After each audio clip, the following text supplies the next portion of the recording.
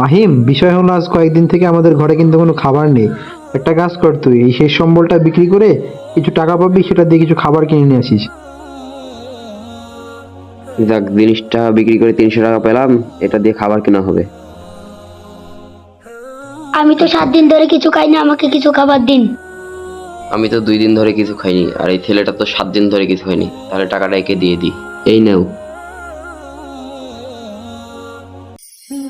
আসসালামু আলাইকুম ভাই। ওয়ালাইকুম আসসালাম। ভাই আমি সাইকেলটা তো বিক্রি করতাম, আপনি কিনবেন নাকি? ভাই, আমার কাছে তো সাইকেল কেনার মতো টাকা পয়সা নাই। ভাই আমি তো সাইকেলটা বিক্রি করতাম 1500 টাকা দিয়ে, আপনি নিয়ে যান, যখন পারবেন টাকা দিয়েন। আচ্ছা ঠিক আছে ভাই, দেন।